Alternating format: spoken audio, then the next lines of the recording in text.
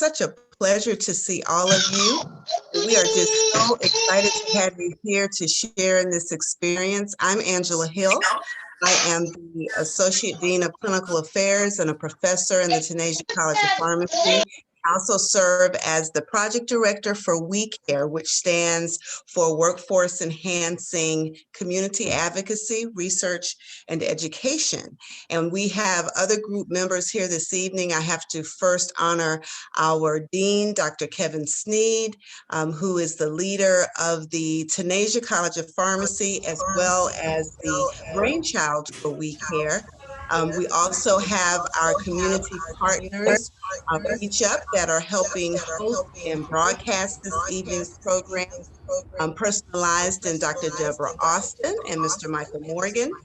We have our community relations contact, Mr. Hiram Green, who's here, and he serves both the university but the College of Pharmacy as well, and he's a core member of our WeCare team. So I am going to attempt to, as we're still letting people in, we're going to ask everyone if you would please be so kind as to mute your microphone, just out of respect for our speakers. And what we're going to try to do is go ahead and get started. We have a lot of information science. We try and in answer store the for question you. with the information that we start with the theory and we answer Could that someone question. please mute their mic? Thank you. Thank you. Okay, awesome. Very good. Okay. Well, we all know that this month is Black History Month.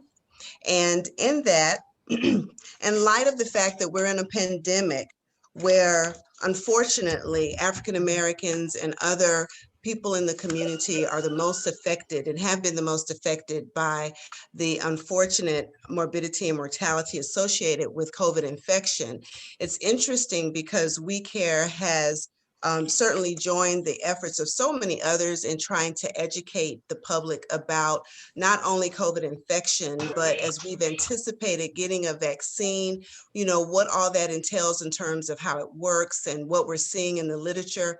And we've also been very committed in trying to share a message of why it is that Black and Brown communities are most affected and some of the things that we can do in addition to following the CDC guidelines that may help protect us from this infection. But interestingly, we've had so much feedback from the community and a lot of resistance and paranoia because of the conspiracy theories out there that are implying that, you know, this is just simply a man-made vaccine or this is a hoax to try to kill the underserved and underrepresented, and that we shouldn't trust it. And this vaccine came out too fast. There's no way that it's ready for mass production in the way that it's been. So there's just been a lot of paranoia. And what we've realized that WeCare is that we actually need to help educate everyone so that they could understand really the semantics of what's going on. So as I mentioned earlier on, WeCare stands for Work Group Enhancing Community Advocacy and Research Engagement. And under Dr. Sneed's leadership, we have been committed to trying to close the health disparities by bridging the research community with communities of diverse backgrounds to helping both sides understand the importance of having culturally tailored messaging and an appreciation, you know, for the opportunities, but the challenges that are involved with medical care and more importantly, even research processes. And as we continue in the pandemic, we know that there's a lot of efforts being put in by scientists and clinicians to try to race to a cure, but at least try to get control of the unfortunate mortality and morbidity that we're experiencing from the pandemic. And in that, there's probably going to be a call or a request for people to consider participating in research initiatives. And I'll allow Dr. Sneed to kind of expound upon that a little later at the end of our program. But in that, we do want to make sure people understand what opportunities there lie and then what some of the challenges may be. And one of the things things that is so common to people, or that resonates in their spirit about concerns, is the issue of the Tuskegee study, as well as the story about Henrietta Lacks. And so this evening, with the support of our community partners, to include Reach Up and Moffitt, others from USF Health, AHEC, 50 Hoops, just to name a few, we thought we would present to you an agenda where we actually explore the ethical ramifications of the Tuskegee study, as well as the Henrietta Lacks story, and then bring to you experts who've worked with investigational research boards so they can tell you how the processes have evolved to protect humans so that we don't have some of the concerns that we have.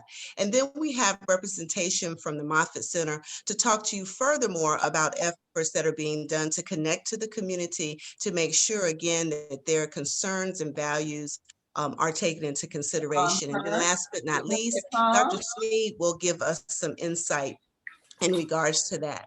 So just to kind of put everything in context, if you haven't heard about the Tuskegee study, tonight, Dr. Tuskegee will enlighten us about some of the facts from the Tuskegee University side, as well as some of the things that have resolved since then. But this was a 40-year study of men. It was 600 African-American men who were approached to participate in a study that they simply thought was to help them or be treated for what was called bad blood at the time, or we would know in the medical community of it as anemia. And turns out, unfortunately, because of the times where syphilis was rampant, we had a large number of these gentlemen, almost 300 to 400 of them actually had latent or the tertiary or the extreme severe form of syphilis actually have it, and the others didn't, but they throughout a 40-year period were denied treatment for syphilis. And so not only is that unethical, but it also posed a great deal of risk to their offspring, to their spouses and others. And so this, unfortunately, is the basis for why people have become so paranoid and so concerned and weary about the government's intent, because the government was behind funding the study. And unfortunately, there were decisions made higher above the Tuskegee University. And so we'll learn more about that. We also will tap into the story of Henrietta Lacks, who at age 31 got diagnosed with the cancer. And unfortunately, as she got the tumor biopsied without her consent, there was the replication of the cell line that is used today for many, many arms of research. And again, this was happening during the time of the Tuskegee study. And this just kind of compounded that unfortunate mistrust that had pursued. So we'll talk a little bit more about that and some of the issues in relation to that. And hopefully you'll understand that a little bit more. So what I would like to do now is turn our attention to our first speaker this evening. We're fortunate in that our partners oftentimes are doing programs like us. And when they do these programs, we get a chance to actually network with others out there. Can we please? Thank you. Again, we just want to remind people if they would mute their mics. Thank you. But at a recent event, I was fortunate to meet our first speaker, Dr. Stephen Sadecki, and I had heard him talk about some of the work that he was doing, and I was so impressed. I sent him an email asking if I could just talk to him later, because I felt that the work that he was doing certainly just was in relation to some of the work that we're doing with We Care. And little did I know, I learned a lot more about him, and that he is a professor in bioethics in the College of Arts and Sciences at Tuskegee University. He's a resident bioethicist at the Center for Biomedical Research, and he served as an associate and interim director of the National Center for Bioethics and Research in Healthcare over the years, and as SGE on the DHHS Secretary Advisory Committee for Human Research Protections. He also serves as the chair of the Investigational Review Board. Dr. Sadecki uses the literature and art as narrative imaginations into ethical questions to try to teach bioethics. He also researches community bioethics, health and human rights, health disparities, genomics, ethics, neuroethics, and plights of vulnerable populations. So we're fortunate tonight that he is going to lead our discussion regarding the Tuskegee study and the issue with Henrietta Lacks, and hopefully enlighten us about the facts related to both stories. And so I would bid you adieu and ask that you would give him your attention. Dr. Sadecki. Thank you very much, Dr. Hill. Can you hear me? Can everybody hear me well? Okay, very good. Let's see. Can I share my slides here?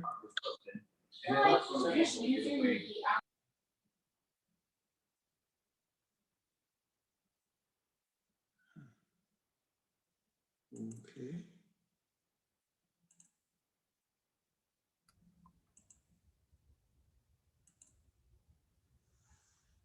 This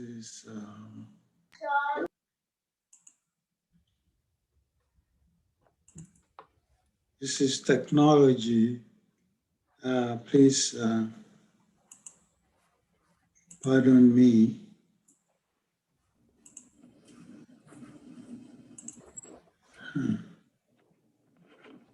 Okay, I'm being kicked out now. Can you still hear me?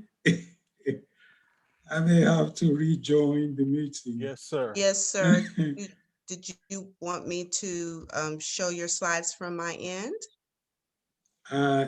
You can, but I don't think I'll be able to see it here, but you, from my side, but you can. Let's see. Well, do Why you want am to I try not it able to again? see that? Okay. I can bring them up for you, doctor, if you want, and tell us if you can see them. Okay. Aha, all right. Let's see.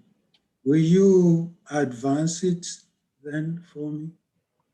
Okay, so I want everybody to know that I am here today by grace.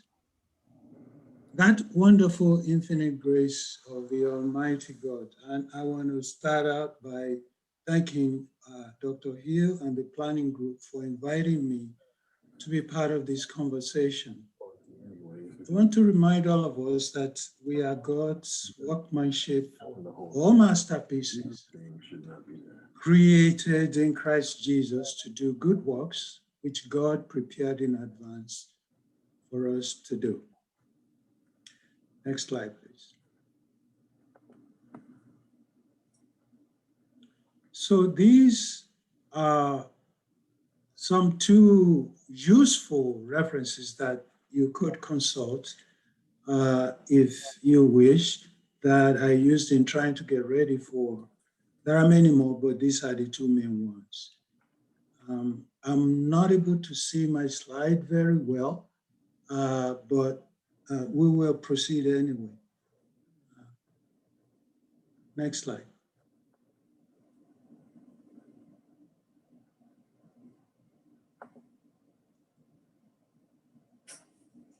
All right. So what I would like to do is to do two things. I want to narrate the United States Public Health Service study of untreated syphilis in the Negro male with illustration of a documentary. And then I would like to facilitate a reflection on the ethical issues and the implications of the syphilis study. Next. So here is the first objective. Let's go on to the narration then of the story, which will end with your viewing a clip.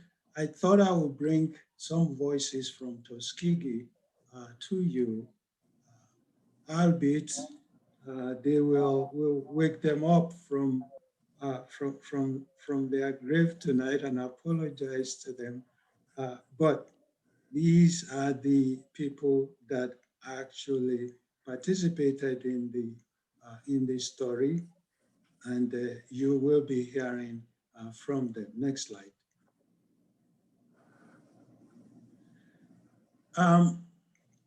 The friendship between Dr. Booker T. Washington, the very first principal of Tuskegee University, was a tight one with Mr. Rosenwald, Julius Rosenwald. This was a man that was very, very interested in the health of African Americans in the rural South. And because of that, he had donated a lot of money to prepare what you call Rosenwald schools all over the United States. And also, not just that, okay, that's a bit better now. Not just, okay, back up. Okay, thank you. Not just that, he was also interested in the health of African Americans in the rural South. That is why he sponsored the very first demonstration projects to treat syphilis, which was rampant at that time in Macon County and several other counties around as well. Next slide, please. These are some of the players from the United States Public Health Service. If you read the literature, you will hear the name Dr. Talefaro Clark, Dr. Oliver Wenger, Dr. Austin Dilber, Dr. John Hiller.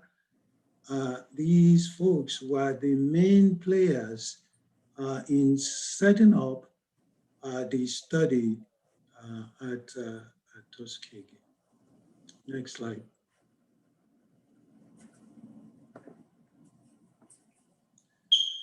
Here are some Tuskegee people that are associated with the study.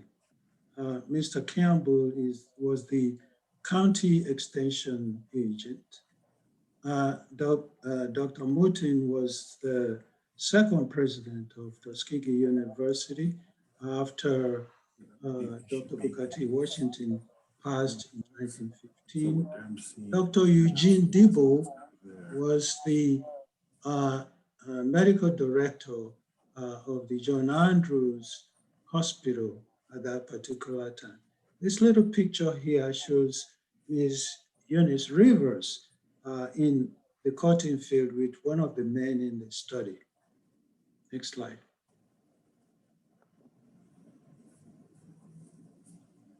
So in order to recruit the men, they had to adopt what we can imagine to be a culturally sensitive approach.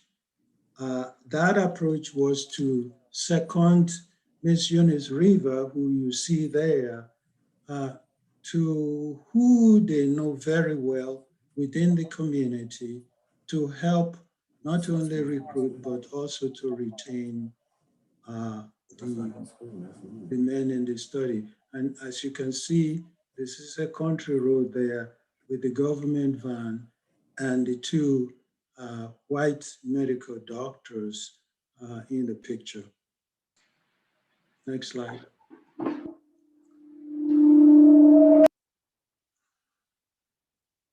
The study went on from 1932 to 1972.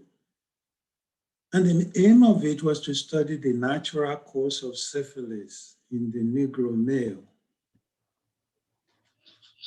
The study consisted of about 600 Black men, some of them 399 with syphilis, and about 201 without syphilis, they were deceived and told that they had bad blood rather than telling them that they had syphilis. Bad blood is just a local term that was used at that time to describe almost anything, including anemia and fatigue.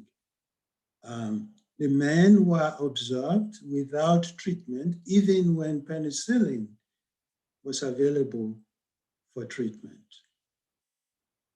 Next slide, please.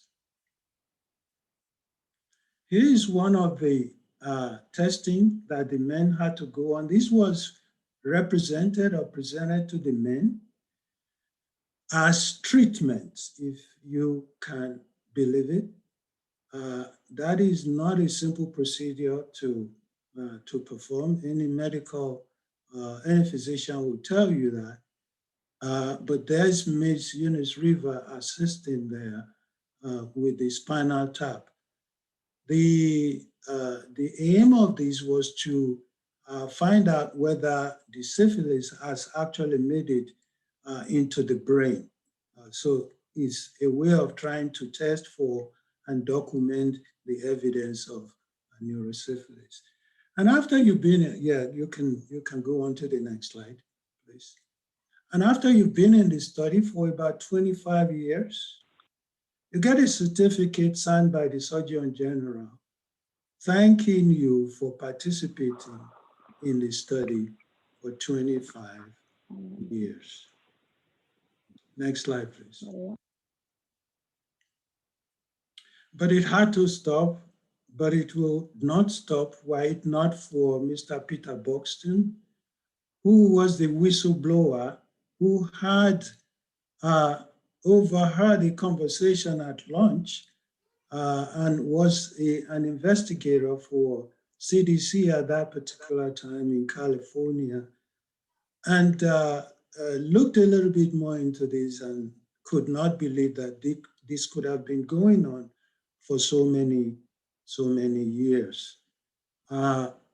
He immediately called his bosses at CDC and talked over it with them, and they threatened him to fire him if he didn't shut up. When he wouldn't shut up, they invited him to CDC and threatened him again, but he didn't let up.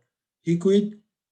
He communicated these information to a girlfriend of his who was working with the Associated Press, Jean Heller. And then, next slide, please. What you then saw was these newspaper article that says syphilis victim in US study went untreated for 40 years. There's the lady that published it in the New York Times. Next slide, please.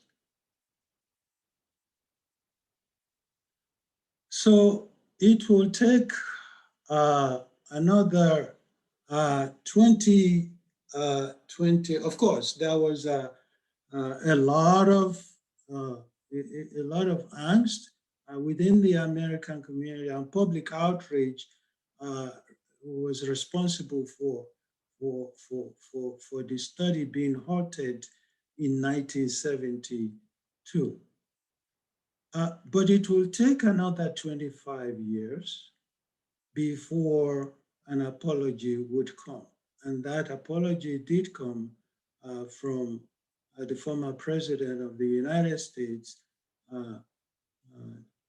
President William Jefferson Clinton, and that's Mr. Al Gore, Vice President, standing there. This is Mr. Herman Shaw, one of the descendants, one of the study participants, and actually the spokesperson at the event for this apology at the White House. Next slide, please. Here's Mr. Herman Shaw, who eloquently represented those who are still living then and were able to attend at the White House. Here's an excerpt from his speech. He said, "The damage done by the Tuskegee syphilis study is much deeper than the wounds any of us may have suffered." So Mr. Shaw looked straight at you and me and decided that the wound that that study inflicted is actually much, much deeper than any one of us. He looked past himself and looked straight at you and me. Next slide, please. Here's a picture that was taken after the apology, and there is Mr. President there, the Vice President, and who knows this gentleman here? Who knows this gentleman here? Who knows this gentleman here standing by the president, by the former president? Is there a way to? David Satcher. Huh? Dr. David Satcher, who was quite instrumental in helping us to secure the apology at that particular time. That was when he was the 16th Surgeon General of the United States. And so, next slide, please. So I'm not sure how we are going to do this, but here's the video clip that I want you to watch. This video clip was put together by Tuskegee History Center in collaboration with the Centers for Disease Control and Prevention. So I bring some of the voices that participated in the study to you.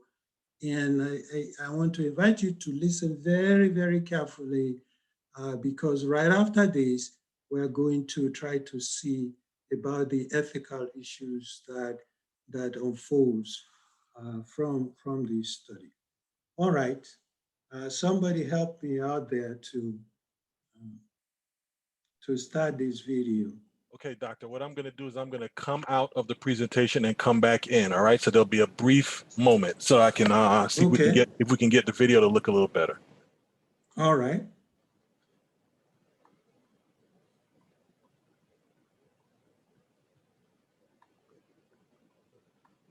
We'd also like to invite any of you that have questions to utilize the chat to place your questions, and we will address them, hopefully, if not by the end of the workshop. Okay, that's a good time to do. Excuse me, the slide is looking better.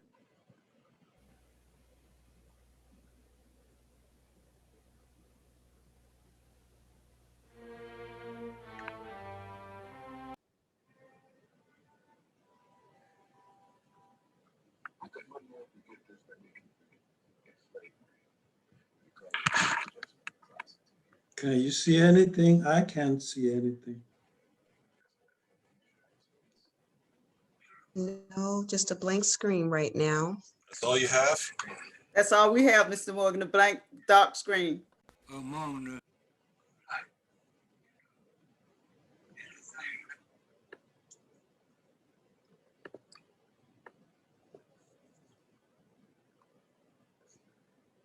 All right, hold on for a second. I'm gonna shoot it, bring it in straight from YouTube.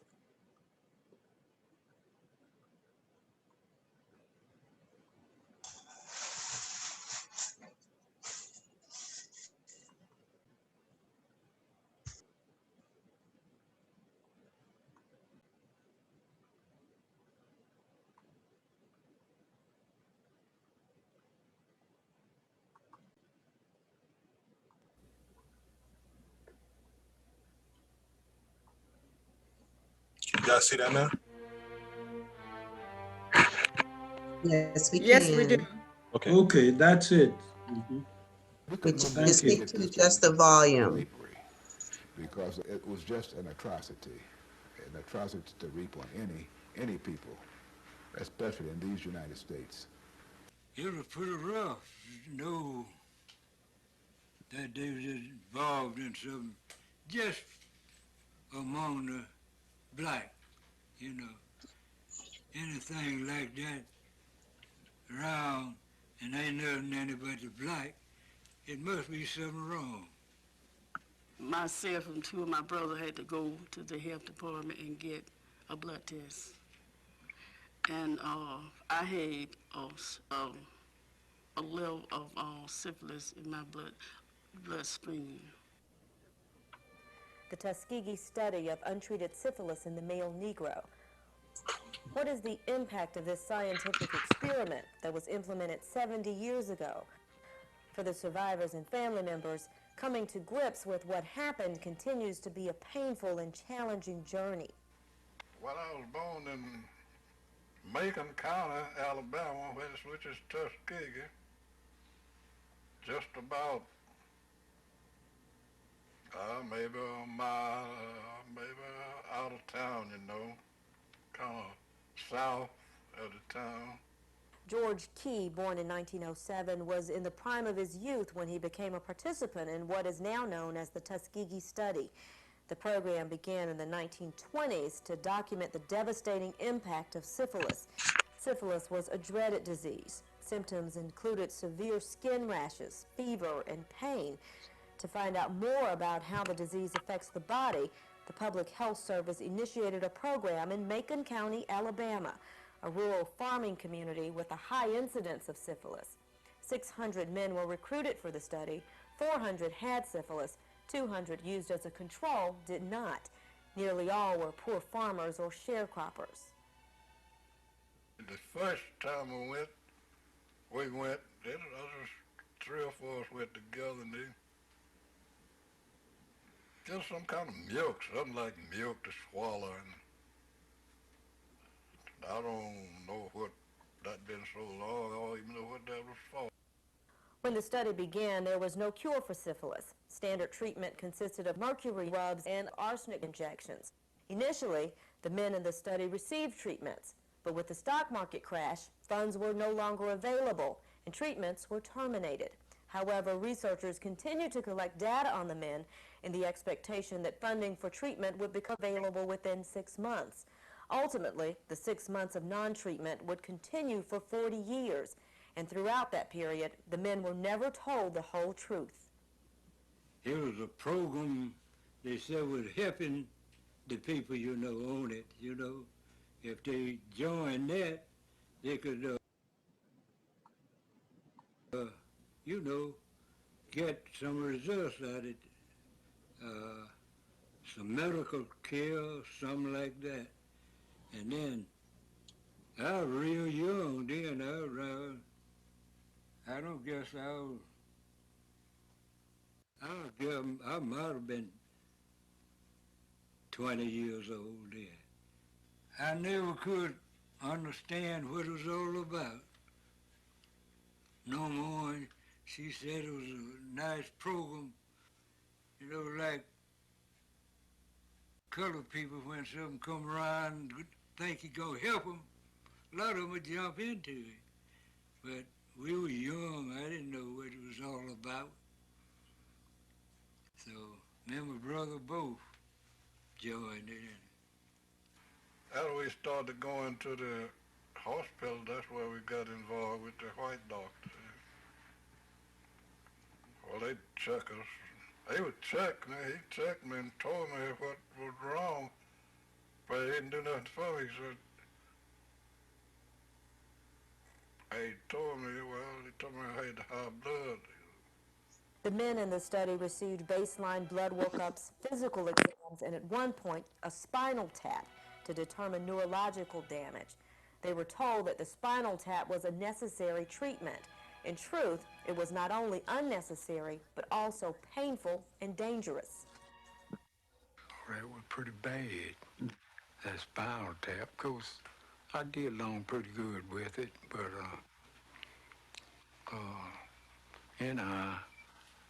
I stayed in the bed a week or two. By the 1950s, penicillin had become widely accepted as an effective remedy for syphilis. Alabama law mandated penicillin treatment for those infected. However, doctors did not permit the Tuskegee participants to have the new medicine. In their zeal First to round of stimulus is scientific $1,200 for data about the adults disease, and $600 per kid. politicians withheld treatment from the men.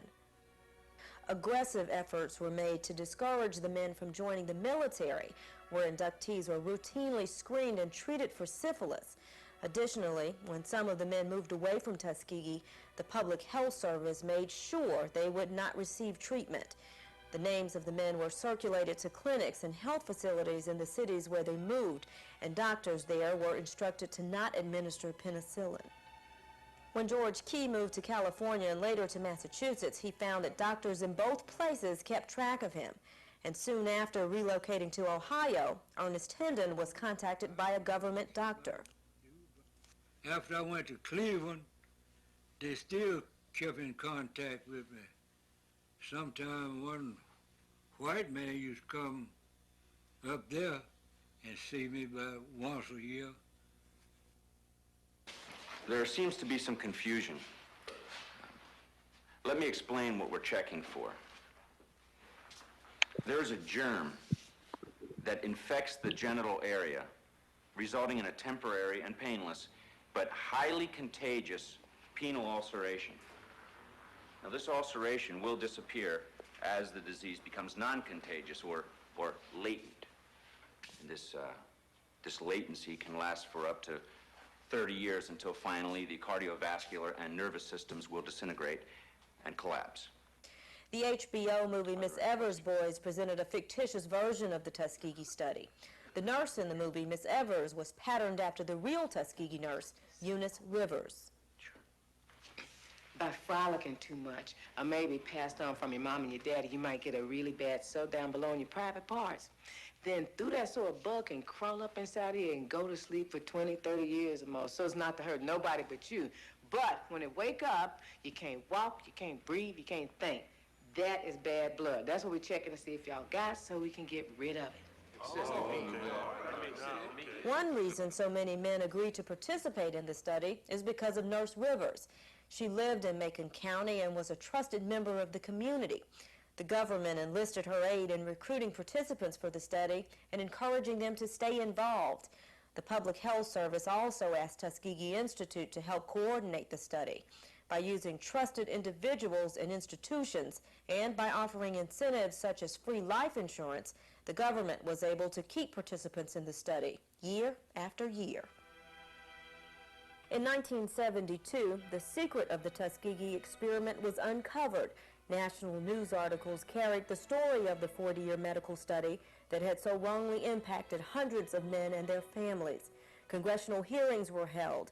There was a major public outcry, and a lawsuit was filed on behalf of the men. In an out-of-court settlement, the government agreed to pay $10 million and provide medical benefits to the survivors of the Tuskegee study and their descendants. One of those descendants recalls how he reacted when he first learned of the study that impacted him so personally. Not only was his father a participant, but also 2 uncles and several cousins. Oh, I was successfully employed and more or less moving up the ladder at work and everything, and it was like a bombshell, you know, to have this blow at that time, and then know that my father as well as my uncles were, you know, associated with it. And of course I wondered how long that would be privy information, you know. Herman Shaw, a longtime spokesperson for the survivors and a participant in the study, led a movement to gain compensation beyond money. Many survivors and family members felt strongly that what was needed was an official governmental apology, an acknowledgement of the devastation and deceit that defined the Tuskegee study. The president came in, and the participants, the survivors, came in. Touching for them to be honored that day. I'll never forget it, never. In order for America to reach its full potential. We must truly be one America. Black, red, white together, trusting each other, caring for each other, and never allowing the kind of tragedy which has happened to us in Tuskegee study to ever happen again.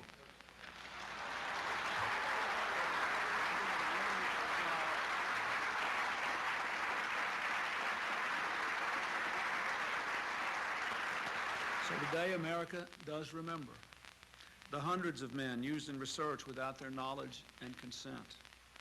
We remember them and their family members. Men who were poor and African American. Without resources and with few alternatives, they believed they had found hope when they were offered free medical care by the United States Public Health Service.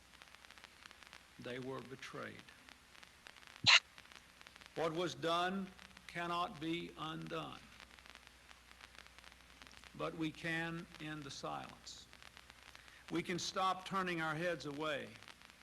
We can look at you in the eye and finally say, on behalf of the American people, what the United States government did was shameful, and I am sorry.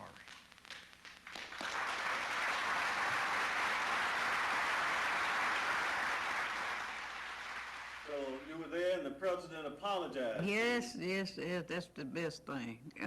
Because I was shaking his hand when I wanted to shake his hand. I told him, I said, thank you for apologizing, for talking like you did.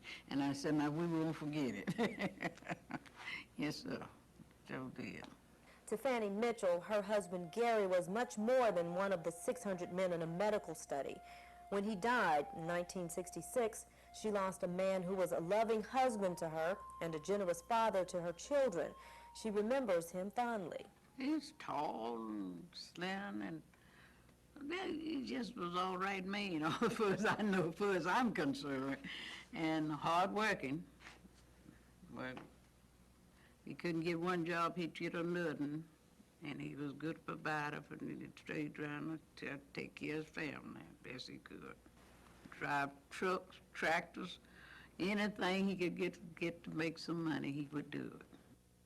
He was just a man that stood on his own 2 feet, I know that, and he wasn't scared.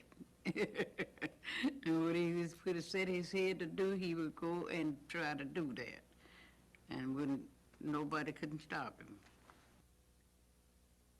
My father, named Reverend Stephen Charles Chappelle, he was a nice, pleasant person. He would talk to anybody. He was a Baptist preacher, because we went to all churches, not only Baptist churches. He loved people, and he and my mother stayed married until he passed in '57, May of '57. For Rosetta Wilson, the Tuskegee study represents how something good can come out of bad.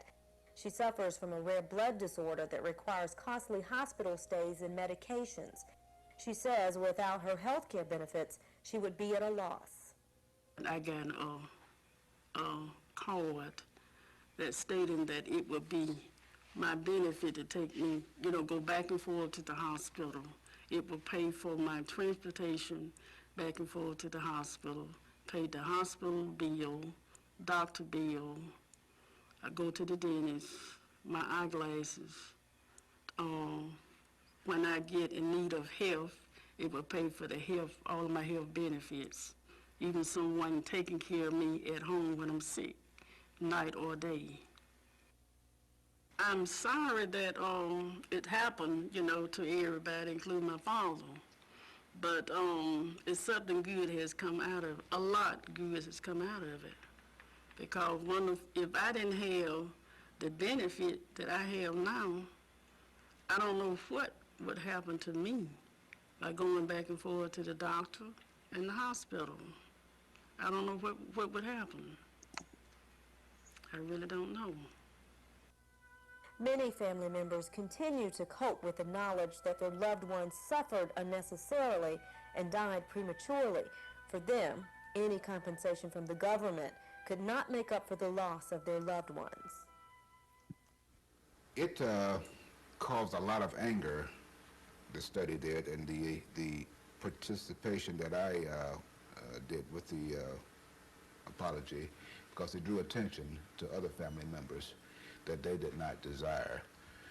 And even today, there are divisions within the family because of my ongoing participation, and I can't lay it aside. I remember my father saying, you know, that we all have things that we're going to go through in life, much worse maybe than the experiment itself, and that we're going to have to learn how to face them, and then if there was something that was done against us, then we're going to have to be forgiving. Uncle Warren spoke very little, you know, about the study itself, and he did not feel that he was dealt with justly, because he felt it's like he was cheated, you know, through trickery. Then he felt bad because for others to know that he was that ignorant to be a participant hurt him. Now, my Uncle Ephraim was not an educated person. He was surrounded by so many people that were a part of the study itself, to where he did not feel as tainted. What are the lessons of the Tuskegee study? What is the legacy? For one, it has changed the way in which research is conducted. The National Research Act of 1974 mandates that individuals participating in research must give their informed consent. And there are now institutional review committees and bioethics centers to strengthen standards for research programs. The Tuskegee Human and Civil Rights Multicultural Center is developing a permanent memorial to participants of the study so that people will remember, so they will not forget. The Centers for Disease Control and Prevention has replaced the former Public Health Service with a new direction and understanding about the ethics of human experimentation. And yet, though many years have passed, there is much to do to restore confidence in the public health system. The ghost of the Tuskegee study continue to hover. Mistrust and suspicion are difficult to discard. The only thing I told my children when I found out what was happening about those getting the blood tests and all that, don't get a blood test unless you just got to get one from the doctor. And don't let just anyone tell you to come and get tests and you get paid for your blood, which someone told my twins that once at high school. And I told them not to participate in it. So I don't know what was going to happen, but I was afraid the same thing was going to happen to my daughters that happened to my father. When somebody come around, we should try to know what's it all about. A lot of times they come and tell you it's a good thing, you know, and you just fall for it. And then it's bad, but you don't know it till it's all in, you know. So we didn't know. We were thinking it was a good thing going on. What I wished that we would learn from this study as a people, as a child of one of the participants in this study, personally, is that education was never more important today as a result of this study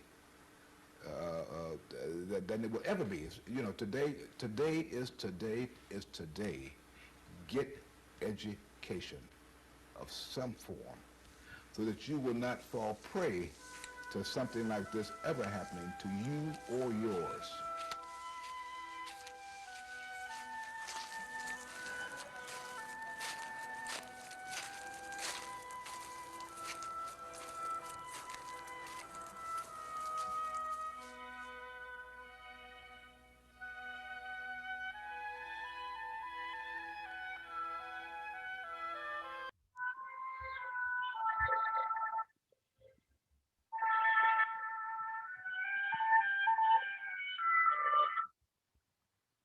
Well,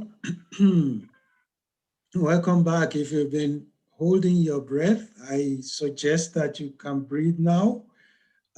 Let's all breathe, because that's one of the ways in which I sort of calm myself down when I listen to and watch this clip, and I've watched it several times.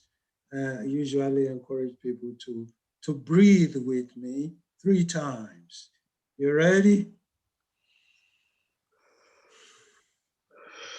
One more time. Last time. Okay, now we can talk. If I may have my slides back, please. We can talk about the, the, the, the issues and the ethics and all of that. So this is section 2 is to facilitate the sort of reflection that we can undertake with this, what we have just watched. Did it again. Okay. Yeah, he's doing it again. Sorry. But in any event, the next slide that will be coming will be a slide of a few questions for us to ponder as we ponder on what we have just watched. Okay. Are you able to advance it?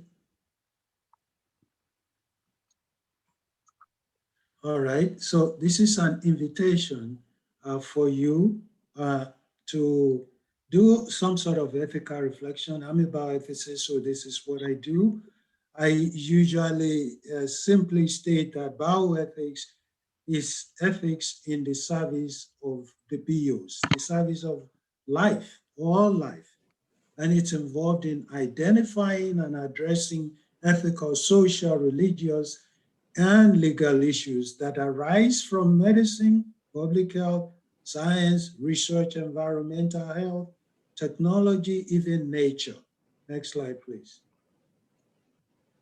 So here are some questions that we may need to now stop and reflect on.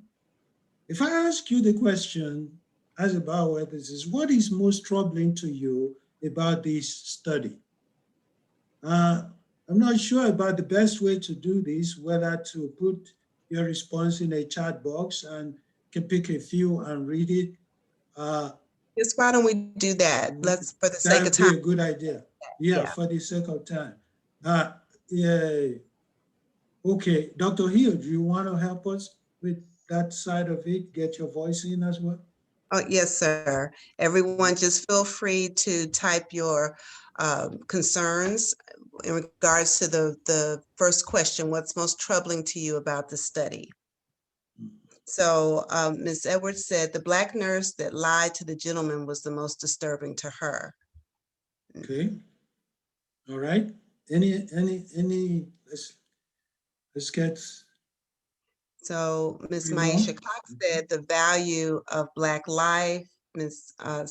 Sapia said how long it went on and how many people kept it a secret. Ms. Lennox said that they followed these men wherever they went. Ms. Rodriguez said the lack of equipoise between groups because the treatment was not given. Then Ms. Sutherland said, yes, the nurse was most disturbing to me as well. And Ms. Henderson said those that knew what was happening still went on with the experiment. And there's a lot of concern about the denial of treatment. Darian Smith said that. Okay. And, right, and Dr. so, Hill and Dr. Sadecki, there was a question, I think that fits right in with that. Sandra Jackson asked, how much did the Black doctors and nurses really know? Oh yes, that's a good question, right? Some of them knew it, others claimed they didn't. For what it's worth, our own people there that they had to engage in order to do this study, our own medical director then, Dr. Eugene Debo, the principal, Dr. Robert Morton, they all knew about this study, but they did not expect that it will go that long. Everything was supposed to last just about 6 months or so. And it was under the promise that anyone that tested positive would be treated. Little did they not know that they will never get treatment. In fact, they will work so hard. United States Public Health Service will work so hard to prevent even the men from getting treated, even if they wanted to. All right, in the interest of time, what did we learn, if anything, from this study? We can use the same method. This is my way of engaging the interaction between me and the audience. I will only be able to do a few of those. Let's respond to that. Okay, no comments. What did we learn? Thinking. Ms. Henderson, that we learned about the pathogenesis of the disease or of disease. Couple more.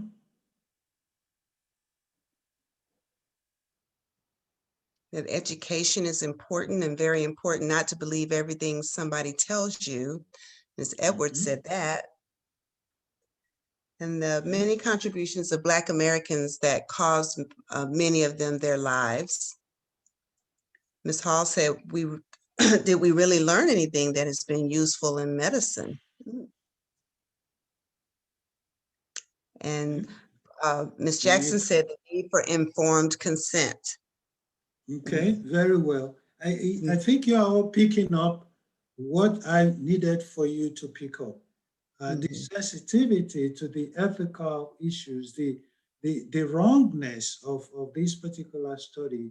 And I'm going to show you in a minute some of the things that may be praiseworthy that we are doing to make certain that this does not happen again. In the interest of time, maybe we'll skip the next two questions here.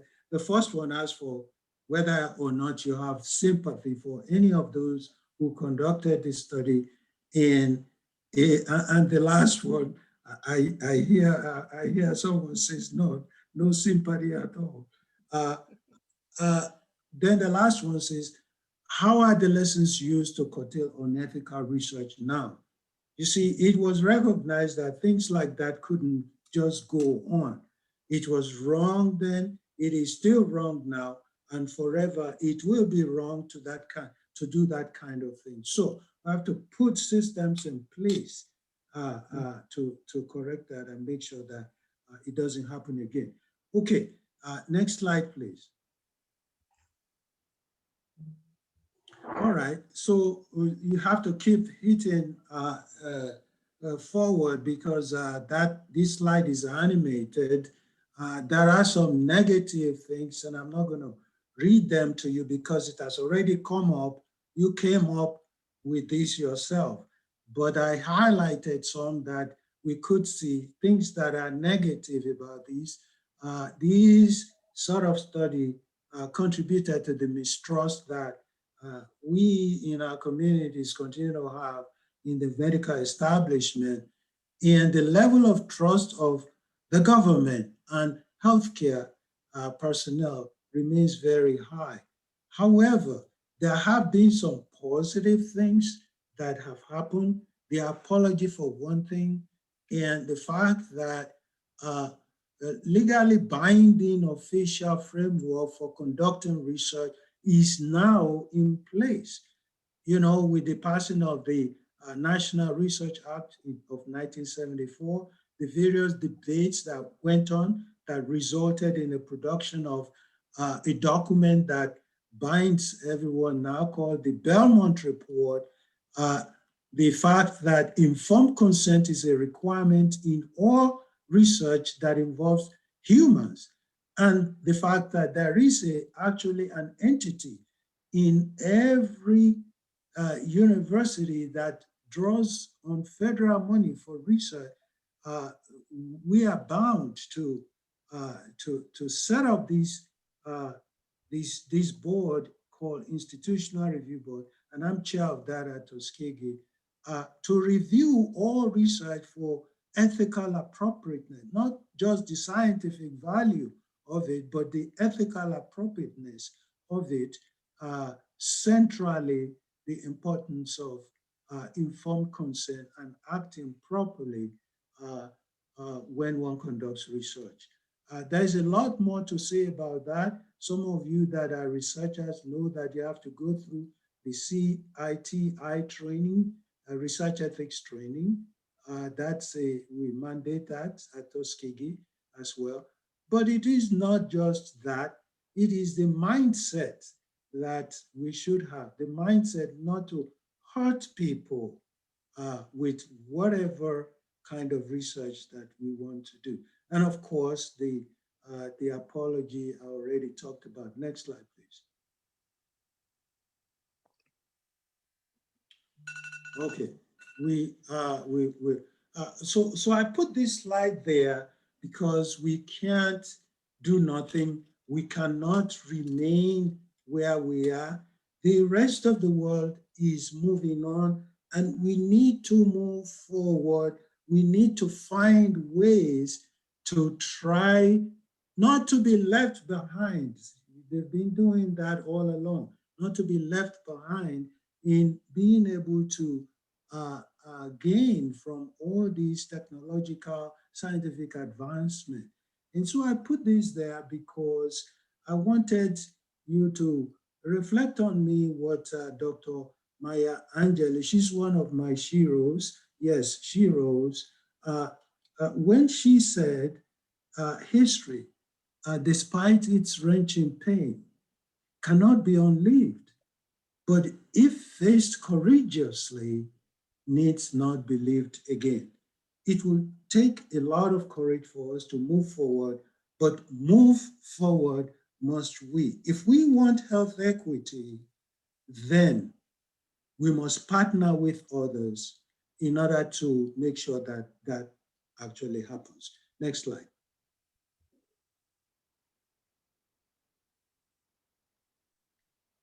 So here is where I thought that Dr. Hill could come and show the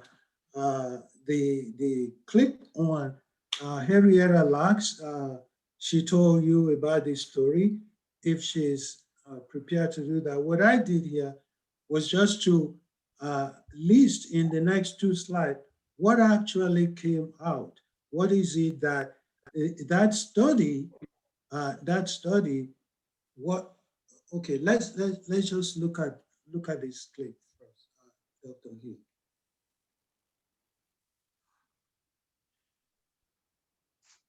Okay. And it's a short one.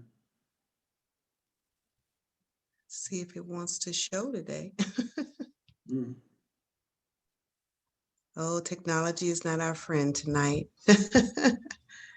I'm gonna have to do like Mr. Morgan did and see if I can pull it up directly from YouTube.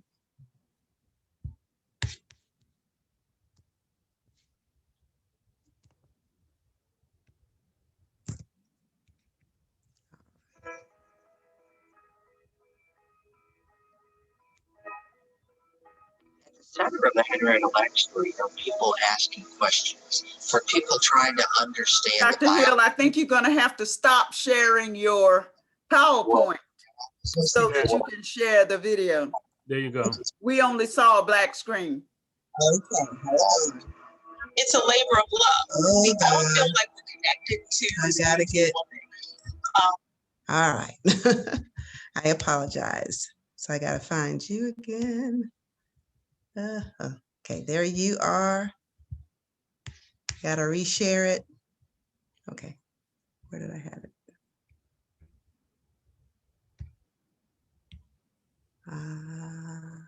No, lost it. Thank you so much for your patience tonight. All right.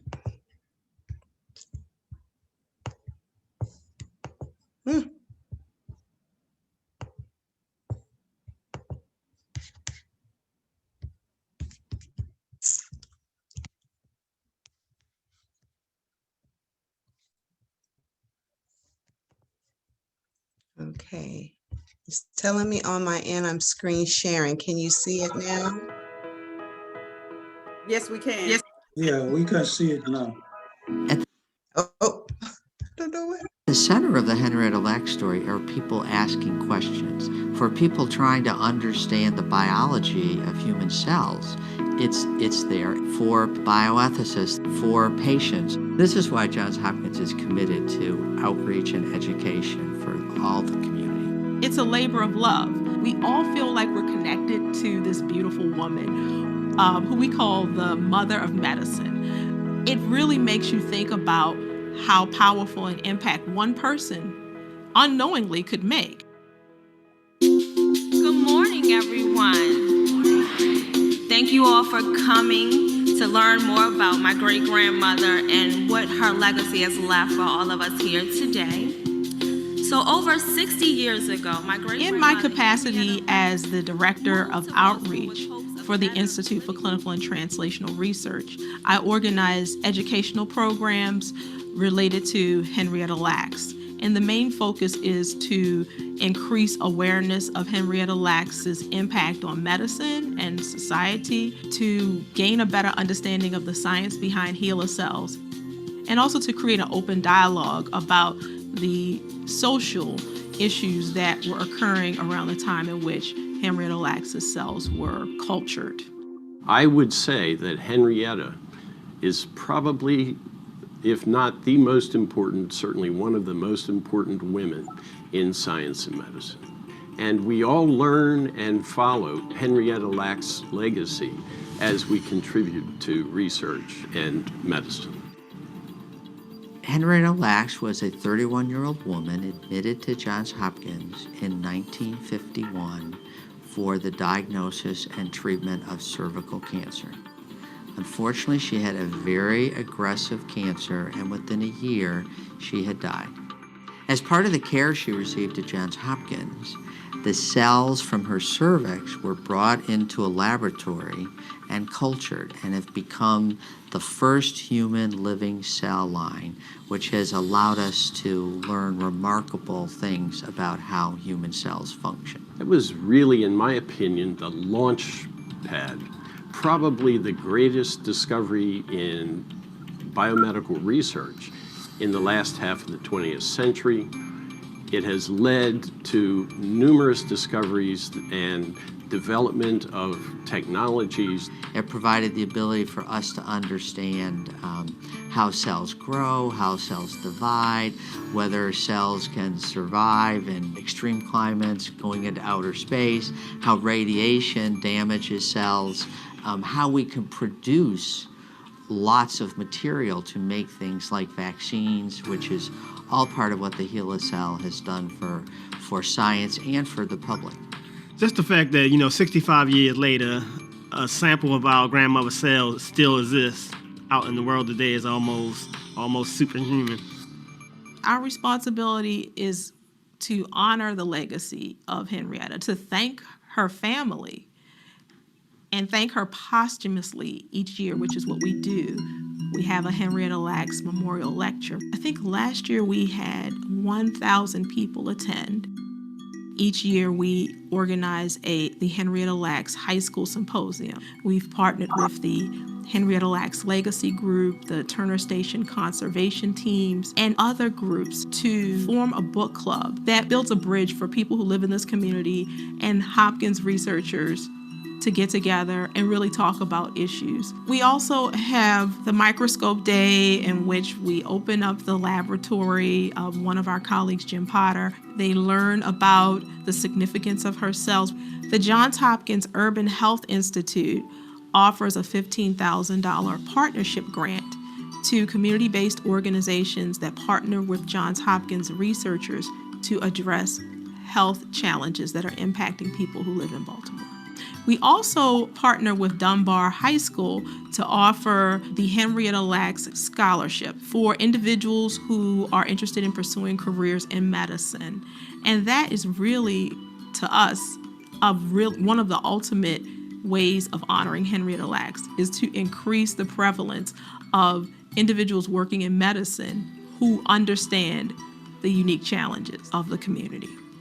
This scholarship is way more than just academics, is me being a part of a legacy. It shows you that Henrietta Lacks her cells did more than help cure diseases.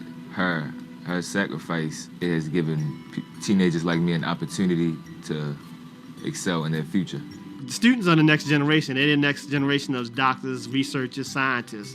So to get them exposed to the story of Henrietta Lacks and see the mistakes that were made and how we are moving forward, possibilities are endless. What was most interesting to me was what the providers were saying. Collaboration between the community and academics is what medicine is supposed to be. We're not supposed to be an ivory tower. We are supposed to be working with the people we serve.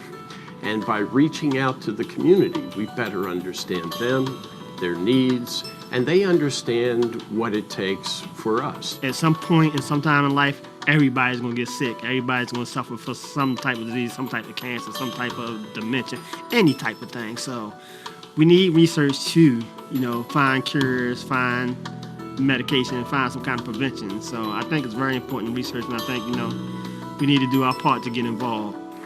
So again, I want to say thank you for helping us honor my great-grandmother, Henrietta Lacks, and what Henrietta passed away, but yet she still lives on, and she's making a huge impact on society today.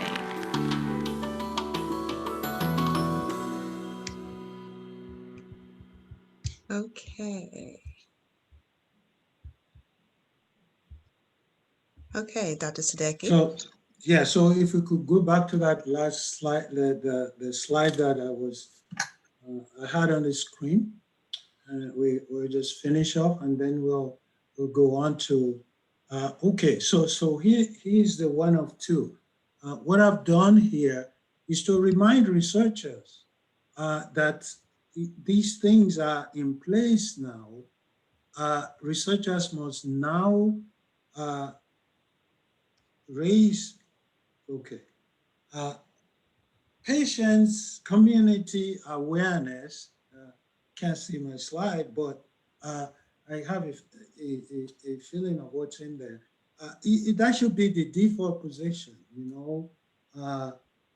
and they should be raising the awareness that, look, just because you went to the hospital, a piece of tissue was taken from you, and then it can leave that place without your knowing, you should really have a say as to what happens to it. Residual tissue you should be asked if you wish to contribute that or not.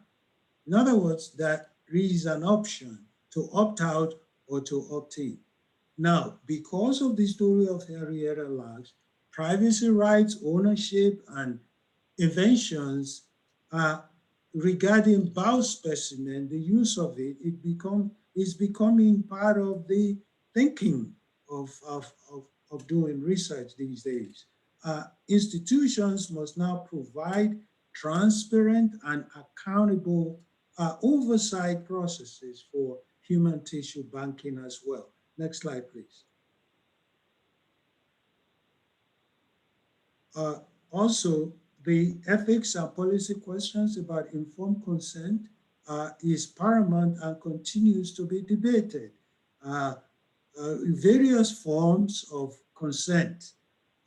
What's important is you need to be asked and you need to be allowed to make the decision. That's the bottom line for informed consent. Engagement with the community is absolutely important.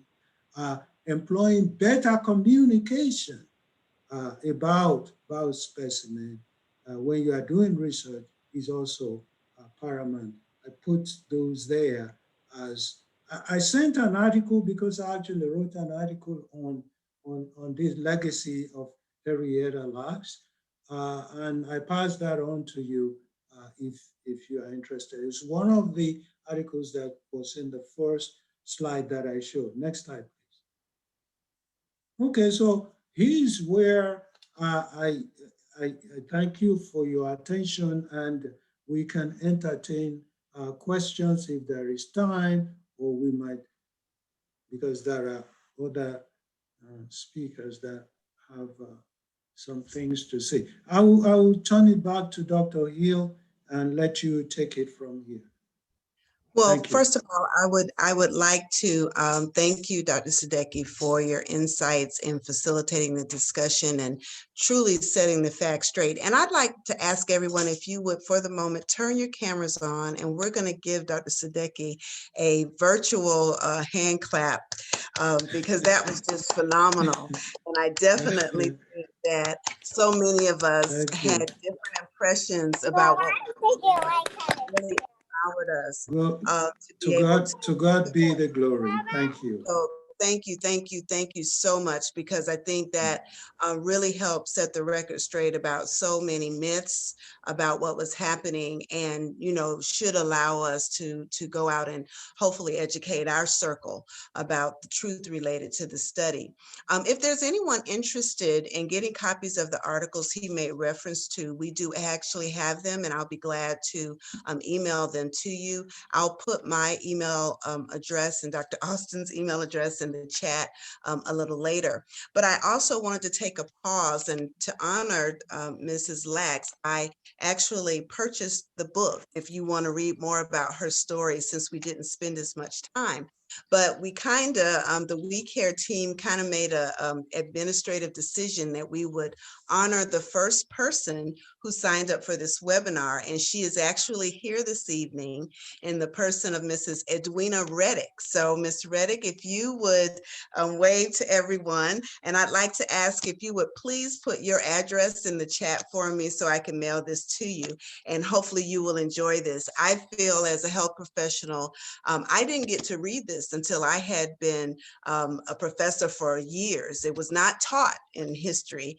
It was not taught in pharmacy school or anything. And so when I saw Oprah's movie, as I'm sure many of you all did, I made a point to read the book first. And so now I try to tell as many of my science colleagues and students and mentees about how important it is that we understand the contributions that Mrs. Lax made unknowingly. And so again, to kind of set the stage for the next portion of our talk, one, I wanted to say, Ms. Reddick, congratulations. I hope you enjoy the book. But again, thank you, Dr. Tuskegee. Again, thank you so much for that. And so I would like to transition a little bit, and we do apologize for the length of tonight's program, but we just felt that there's a wealth of information that all of you needed to hear tonight. So the next portion, I asked that we have members of IRB committees kind of share with us some insights so you could appreciate a little bit more about these protections and how the processes have evolved. And so we're fortunate tonight that we have Mrs. Gina Larson, and she's the Social Behavioral Institutional Board Manager at the University of South Florida.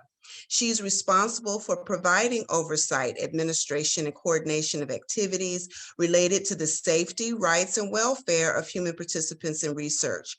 She has a master's degree in applied anthropology from USF and has worked as a researcher herself on projects related to understanding the impacts of water quality and climate change on Tampa Bay residents. She also served as the program coordinator for the Heart Gallery of Tampa, which is a local nonprofit organization that uses video and photo exhibits to help find forever families for children waiting to be adopted in the Hillsborough County foster care system. And she's committed to advocating for the ethical conduct of research here in Tampa and beyond. Accompanying her is our own Mr. Hiram Green, who, as I mentioned earlier, is our community relations person for the College of Pharmacy. And he's been and is a native of the University of South Florida. He's been a part of the USF family for over 35 years. Mr. Green had the fortunate opportunity to serve on the Investigational Review Board for over 15 years. And so he has insights as a layperson that I think we can also appreciate to kind of help bring home a lot of the inside scoop, I guess, associated with IRB activities. So again, I'd like to introduce Mrs. Gina Larson, and thank you for coming this evening, as well as Mr. Hiram Green. Thank you so much, Dr. Hill, and thank you to everyone at We Care. And Dr. Tuskegee, your presentation was excellent and just flows so well into what me and Mr. Green are going to talk about. So I think I'm going to share my screen now, and I just will speak with you for a few moments about the protections that are now in place to protect research participants. And Mr. Green, please feel free to jump in if you want to, or feel free to chat a little bit afterwards. But let me just pull this up. 1 second. Okay. Can everyone see my screen?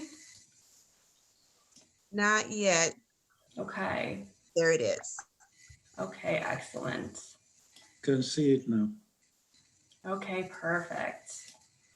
Okay, so again, my name is Gina Larson, and I'm the Institutional Review Board Manager at the University of South Florida.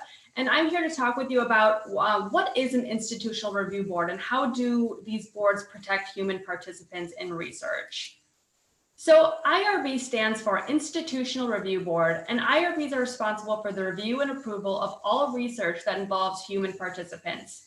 We ensure that there is scientific validity in the research, so there's a point to the research, it's not being done for unnecessary reasons. And we also ensure that there's an ethical review, so all of the proper federal regulations, state regulations, local regulations are being followed, as well as the Belmont report is being followed. And our number one concern, I want to stress this, is that humans are protected when they decide to participate in research, which has not always been the case, as we see from the unfortunate events in our nation's history. The function of the IRB is to protect the rights, the welfare, and safety of human research participants through review of research studies that come into our review board, approval of those studies, and then continuing oversight. So ensuring that problems aren't occurring, and if they are occurring, that they're being addressed by the researcher. I can't stress this enough, that all research involving human participants, whether it's from a university or by the government or another organization, all of those research studies must go through an ethical review or an IRB prior to enrolling any participant. So we are ensuring that before you decide to participate in research, that you're protected and you're not being put at risk for unnecessary reasons. I also just want to point out who serves on an IRB. So like I said, IRBs are at universities and hospitals, and there's doctors who are really well versed in the scientific method that are on these committees, but there's also community members on these committees. There's people that are not familiar with the research process or scientific method that are there to ensure that lay people and community members will understand the research, understand informed consent, and really be an advocate for these people that decide to participate in research. We also have people that are representatives for prisoner representatives, child representatives, pregnancy representatives. So if there are research studies that involve those vulnerable populations, that we have protections and people there that can act as an advocate for those special populations. Gina, that's so good. I want to step in at this point. Like what you just said there was one of my roles in the Institutional Review Board for 15 years is that I'm a layperson. And as a layperson, doctors have all this knowledge about the research project. But one of the things that we do is I did as a layperson was I made sure that the informed consent was understood, so that when someone on the outside read it, they understand it, because we do get the protocols. The protocol is what the doctors put in, but the informed consent is what's in the protocol, but it needs to be understood by anybody so no one can misunderstand what's in the informed consent. So for my role in that, this is another effort to make sure that there's things involved to make sure that the research goes well. I made sure that informed consent was understood. And the second role I would play, when we go through the second time and the information comes back about what's going on with the study, there are adverse events that may take place. I made sure that if there are any adverse events, if there's any serious adverse events, I ask questions. I say, why are there people dying in this study? Why are there people having a certain adverse event in the study? I want to know that. And lastly, I like to say one of the things that I played when I was in it was I didn't want any coercion. I didn't want someone offering some money to someone for this event that can make it, in my mind, say, hey, are they coercing people to make sure they want to participate in this event? Are they paying them money so they feel like, yeah, I want to do the study because I make more money in the study. So I was as a layperson, always looking at those things to make sure that they were in line with a person who's not necessarily a doctor, but just a layperson in the community. So those are other things I think that the Beaumont report made sure now that we take care of the people who are being researched as part of the Institutional Review Board. Absolutely. Thank you so much, Mr. Green. It's so valuable to have your feedback, and you served on the board for such a long time. And our community members are really our number one assets. You know, we want to hear from those community members because that's our research population, right? Those are the researchers' population. So informed consent, super important, and so glad you could provide that. Thank you. One of the things I do want to say too, I didn't know when I first started, but they could not, the IRB board cannot have a board meeting unless the community people are there. We have 2 people on the community board for each group. And if they're not there, there's no meeting because they want to make sure that they get their input. Absolutely. No, that's great. Thank you again for providing your experience. It's good to hear from somebody that has the real world knowledge from that community perspective. So why were IRBs formed? Dr. Tuskegee did such a great job talking about kind of the atrocities that have happened in our past, but also now what's being done? How are we protecting participants? So the birth of the Institutional Review Board unfortunately resulted from a shameful history of crimes against humanity in the names of science and research. Obviously, Tuskegee, we've discussed tonight, the Nazi trials at the concentration camps in Nazi Germany, where prisoners were experimented on without their consent. Many of them died. I could go on and on, unfortunately, but I'll just touch on those tonight. But that's really how the Institutional Review Board and ethics in general tied to research was really put at the forefront. Tuskegee specifically, which Dr. Tuskegee mentioned, led to the National Research Act of 1974, which requires regulatory protection for human research participants. And the National Research Act also spurred the development of the National Commission for the Protection of Human Subjects of Biomedical and Behavioral Research. And this is the same commission that wrote our favorite document, the Beaumont Report, which is still our cornerstone statement of ethical principles for the treatment of research participants. Still to this day, when we are reviewing research studies at any ethics board or any institutional review board, we have to ensure that the 3 pillars of the Beaumont Report are being followed, or we cannot and we will not approve that research. So what is the Beaumont Report and how do IRBs or ethics boards apply it? Well, it's very simple if you break it down. There's 3 pillars in the Beaumont Report that have to be followed for research to be approvable. The first pillar is respect for persons. So treating people as autonomous agents, ensuring that they have the decision if they want to participate in research or not, and they're not being forced or coerced in any way to participate. The second pillar is beneficence. So you're maximizing all of the benefits as much as possible with research, but minimizing any harms as much as you can as a researcher. And the third pillar is justice. So I like to say spreading out your research love equally, right? So you're not targeting a certain group of people because they're easy targets in a researcher's eyes and they're going to get all of the risks from research. But at the same time, if there's a therapy that could really, really benefit populations, you're not going to affluent communities only, and they're getting all of the benefits of research. So you're really ensuring that there's equality and equity with your population under study for research studies. When possible, obviously, if you're doing a study on pregnant women only, you're only going to enroll pregnant women, but as much as possible, you're really spreading out that research love.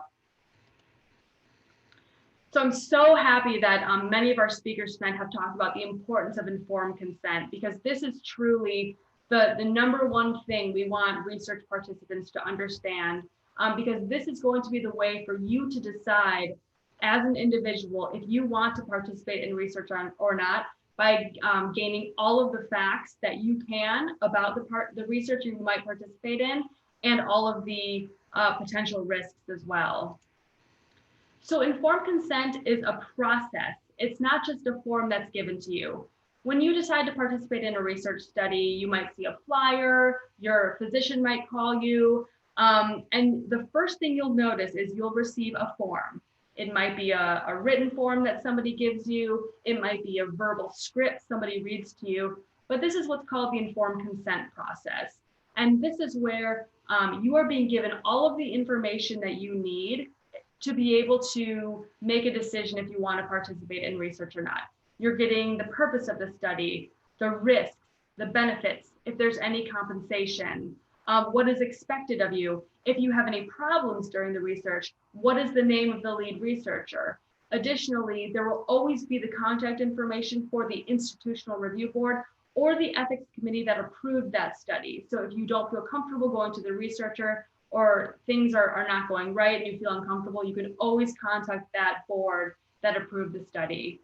Someone from the research team should always be available to you when you are reviewing that informed consent document if you have any questions. So again, this should always be a process. If somebody says, oh, do you want to participate in this research study? Here, sign this form, and they don't explain it, I would think twice. Sit down, read the form and say, hey, I have some questions actually, or can we sit down together and go through this?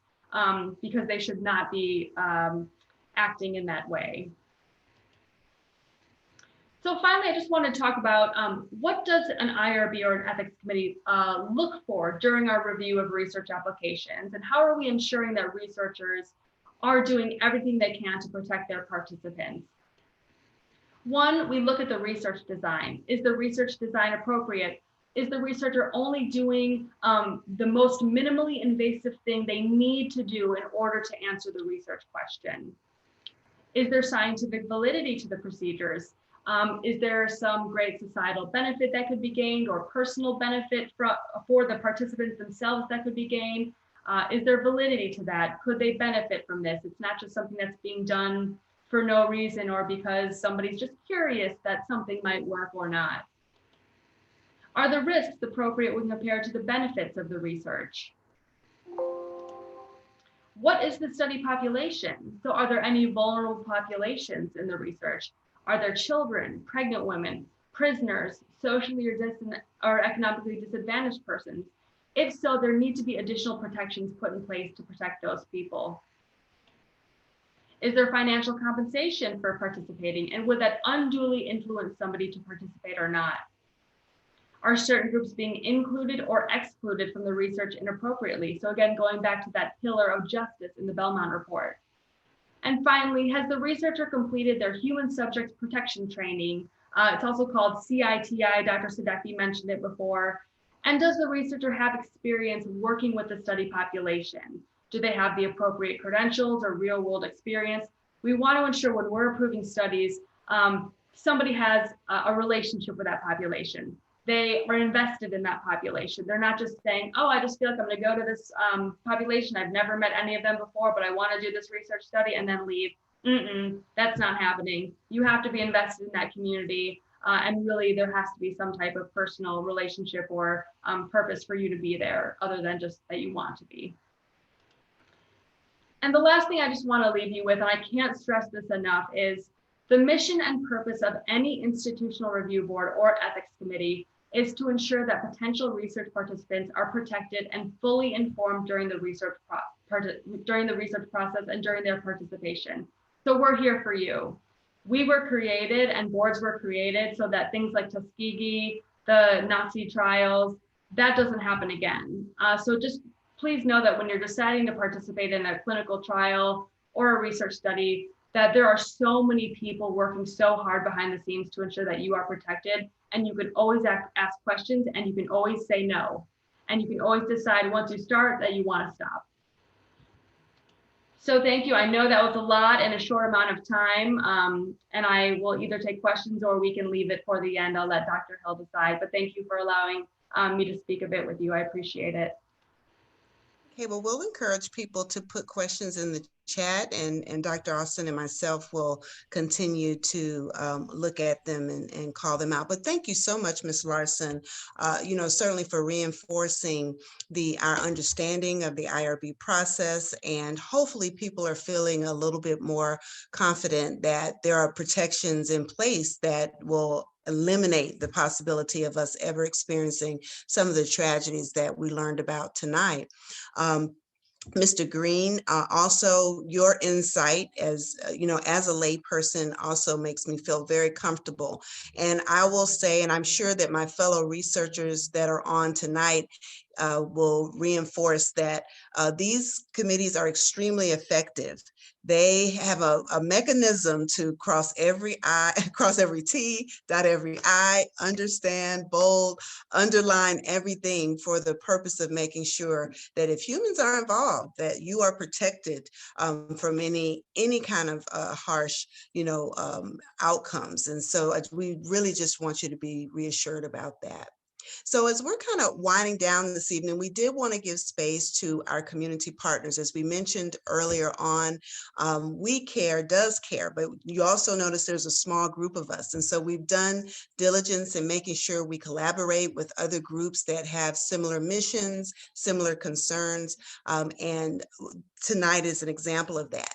I introduced Dr. Deborah Austin and Mr. Michael Morgan from Reach Up, which are our primary partners, and they certainly have been extremely helpful with these kind of programs and workshops, and our foot soldiers in their own right, being a community-based organization. But we're also fortunate tonight to have some representation from Moffitt in the persons of Mrs.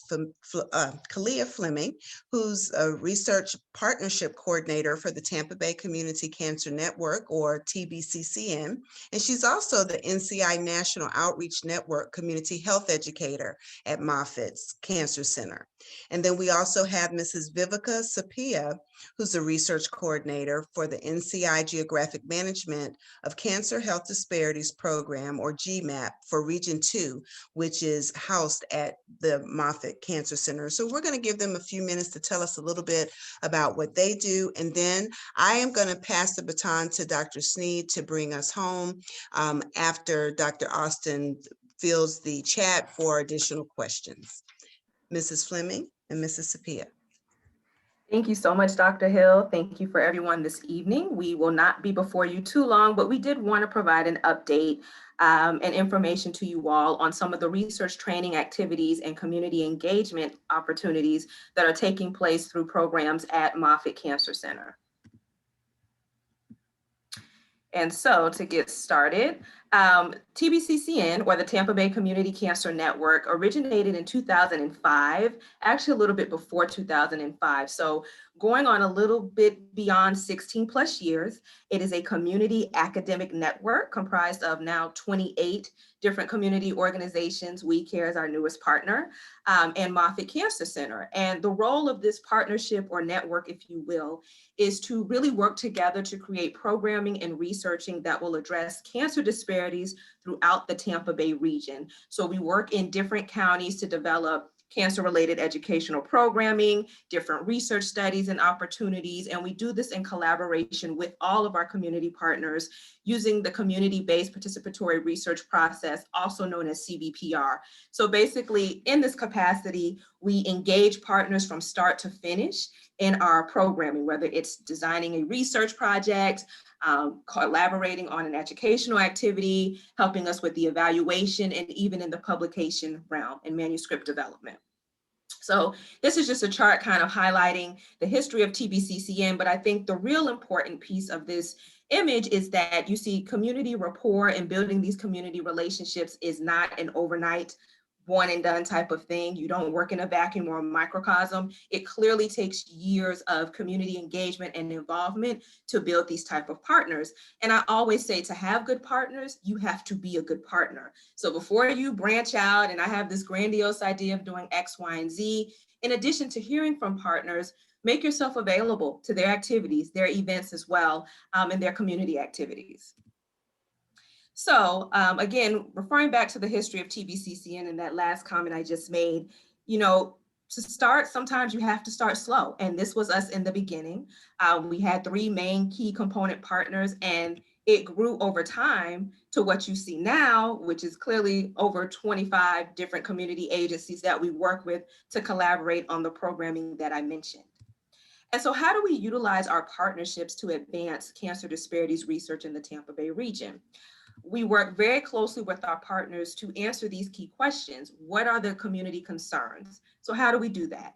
We have groups that we call CABs, or community advisory boards, that come to the table with us to help hash out what are some of the questions, the concerns. As you all know, different healthcare agencies have to do community health needs assessments. So while that's a great way for us to gain some data and information at large, which is heavily numerical based, right? We also want that qualitative piece, the real-time voices from our community partners, and they do provide that. How is the community involved? So again, I mentioned we really utilize our community partners in a true partnership forum from start to finish with the development and design of educational research opportunities and actual research studies and clinical trials. What do we do and what was the outcome? This is very, very important. I believe, as Ms. Larson said, we don't just do an actual activity or research study and not make sure we return back to the community to present findings, to present updates. And it's not us just talking to our community members, it's our community partners who are also engaged in helping to present some of these findings and outcomes in a very transparent way. Research is not just you share what worked and best practices and things were great. Research is also being transparent and sharing that did not work.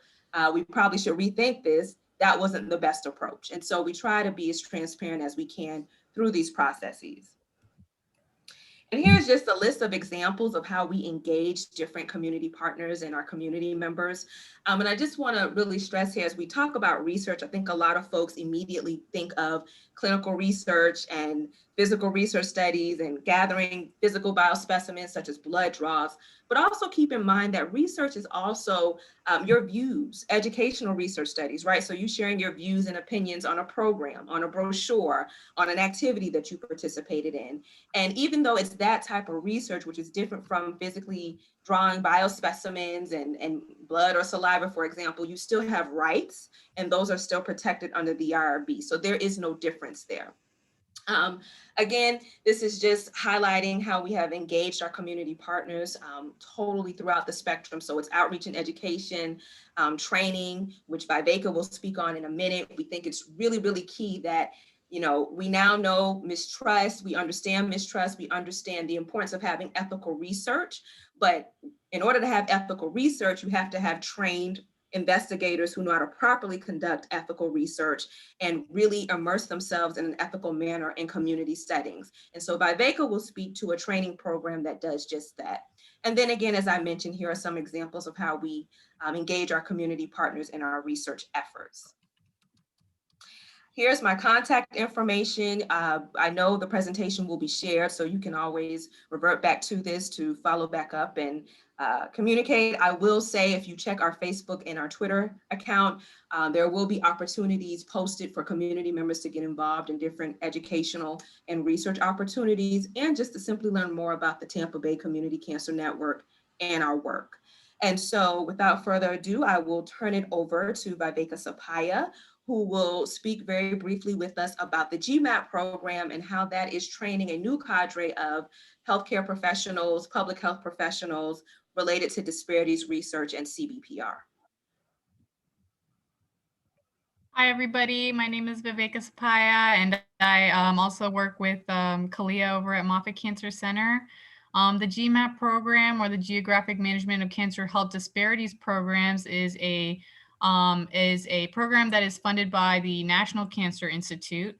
And basically the idea here is we're creating a pipeline for investigators who are specifically interested in cancer health disparities research or are from underrepresented populations to really get into this career pipeline and become the next generation of researchers. I know in one of the videos that Dr. Tuskegee presented, the final line was that the most important thing is education. And that really speaks to what we do here as a part of the GMAP Region 2 program. So for cancer researchers that are within our catchment area, you could see a map down in the corner there that includes Florida. We have a total of 8 areas in our region. And actually, on a national level, our region is the one that has the most HBCUs. And again, we're the South. So it's very important, the work that we do here in Region 2. And the work that we are doing is basically really informing young and upcoming cancer researchers of the opportunities that are available for them. So that might mean workshops that are specific to their research types, We also give information on different trainings that go on, different conferences, funding opportunities, research grants that are available for these young researchers who are embarking on cancer health disparities research, or maybe coming from an underrepresented population in biomedical research.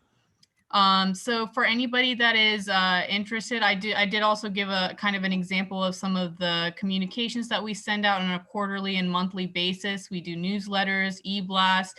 If you are interested in any of those items, or if you wish to collaborate with us at all, you're welcome to email me and my supervisor, Zakira Sims, who's also in charge of Region 2 at gmap.region2@moffitt.org. We welcome any and all inquiries, even if you might have, a niece or a nephew or a son or a daughter who might be somebody who's young and in the STEM field and might be interested in getting into cancer research. Please go ahead and give us an email, and we'll be more than happy to talk to them about any opportunities we have available. I don't know if I'm able to share my screen, Kalia, but I do have the flyer for a program that we're highlighting right now called the Spirit Program. And I'll go ahead and share that right now. So yes, this is a Spirit program that we have going on right now, and that is at Moffitt Cancer Center. So we're still currently accepting applications from first-year medical students. So if you know any first-year medical students who are looking for something interesting to do, something important to do this summer, please go ahead and direct them either to myself or to the website you see here, www.spiritchd.com. And thank you all for your time, and thank you for a very informative event, everybody over at WeCare. Well, thank you so much, Mrs. Fleming and Ms. Sapia. That was very helpful. And certainly, as we sit back and hear about some of the things that have gone wrong in research, we're always encouraging minorities to also consider going into this area. And I think that will also help bridge some of the issues that we're having in terms of trust in some of our diverse communities. So as I exit, I'm going to allow Dr. Austin to take over from here and kind of see if we have any other questions, and then we'll allow Dr. Sneed to kind of close us out. But we again want to thank all of you for attending this evening. And we know that most of you, like myself, have worked all day, so we just applaud you for hanging in there. So Dr. Austin. Dr. Hill, just want to join you in saying thank you to everyone here. I don't see any questions in the chat right now, but I hope that all of you have paid attention, because there have been some exceptional comments there, some recommendations, some references. So please take a look at the chat and even save it if you have that option, so that you can refer to it. So we will now turn the program over to our illustrious Dean of the Tanager College of Pharmacy, Dr. Kevin Sneed. Dr. Austin, thank you very much. And I know the hour's late. I don't know if you all can see here, this is my office, and I walked in this office at 7:35 this morning, and I thought I would be home, but I'm here with you all because it's so important that we get this information out to our community. First of all, I just want to thank Dr. Sadecki. We had an opportunity to really meet with him a couple of weeks ago, and he's one of the most gracious people on the planet. I mean, there's 7 billion people on the planet, and he is absolutely one of the most gracious people walking on this entire planet right now. And I do mean that with all sincerity. So thank you very much. Yes, sir, my friend. Yeah, I'm so gracious that you joined us tonight. I want to thank 50 Hoops and Pat Sanders. I think I saw her name earlier this evening. They've been a great partner with WeCare, and I just really want to thank her and her presence tonight. And I certainly have to give a big shout out and a big applause to Dr. Deborah Austin from Reach Up Incorporated. We really have formed such a tight and authentic relationship with the community through her.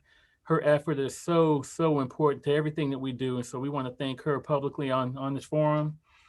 And I just have to, I got to send a big shout out to Dr. Kalia Fleming. And I'm going to share just a very quick story, and then we're going to wrap up. But We Care started as part of a really back in about 2007, 2008 with a grant between USF Health and Moffitt.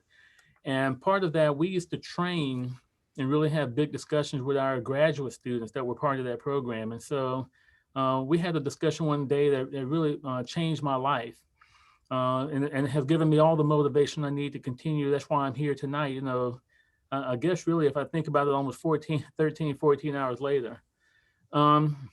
You know, we were talking just about what happens when we in the African American or Latino community, when we die earlier than our life expectancy.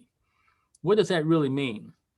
Now, very often we tend to think about that individual and their friends. We think about maybe their spouse. We possibly even think about their children. But during the time that Dr. Fleming and her group were coming through and we had a discussion, it hit me, even though it wasn't part of a discussion, it hit me about that individual's grandchildren. So what do I mean? Life expectancy in America is about 75 years.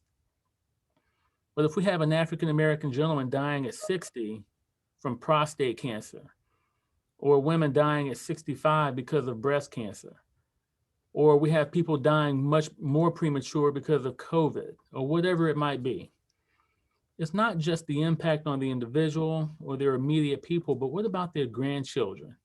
What does it mean when a grandchild does not have that grandparent around for another 15 years in their life? And if you really think about the impact of what that really means on the circular portion of our community, it has propelled me forward to make sure that I spend any and all energy to not let that happen. And so we at We Care, we come to the community and we're trying to do everything we can to provide information transparently, to build trust transparently. And when we don't do everything right, we need to share that as well. But most importantly, we have to do it because we have to engage as a community in all research. We have to take the opportunity to live. We have to take the opportunity to engage and to learn everything we can to give the larger amount of us that 15 years plus for our grandchildren to be able to grow up. And so I want to thank Dr. Fleming. I'm not sure if she was in the room that particular day, but she's representative of exactly the next portion I would like to say. We need to encourage much more education for our young people.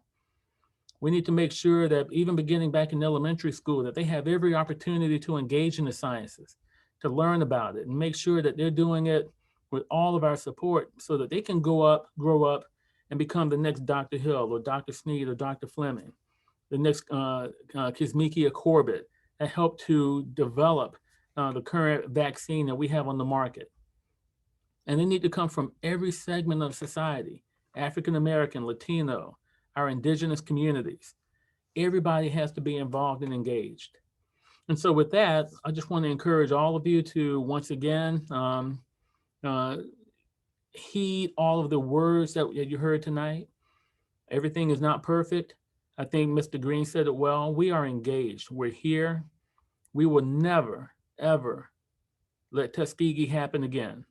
That much I can promise you, because we are providing oversight from the very beginning all the way to the very end. And there's nothing that will escape any of us, but the more of us that we have engaged, the less opportunity we have to allow anything to slip through that crack ever again.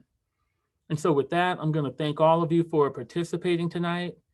We love all of you. We love our community here in Tampa Bay. We love all of us here in Florida. We love all of us across the United States and the entire world. But we have to do our part here. And you all have done your part out in the community, being here with us tonight. And so with that, I'm gonna wrap everything up. Dr. Hill, do I need to turn it back over to you, the hostess with the mostest, or can or can we just say good night? Good night. God bless all of you, and we hope that you will join us again. We will continue doing things in the community around COVID-19 until we get over the scourge that has hit our community. We're working very hard, and we promise you that we will be relentless in our pursuit of providing this type of information to the community through Reach Up, through We Care, through Moffitt, USF Health, and every other organization that wants to partner with us. Thank you all, and good evening. Thank you, everybody. Thank you. Good night. Thank you. Thank you. Blessings to Thank you you. all. Good night.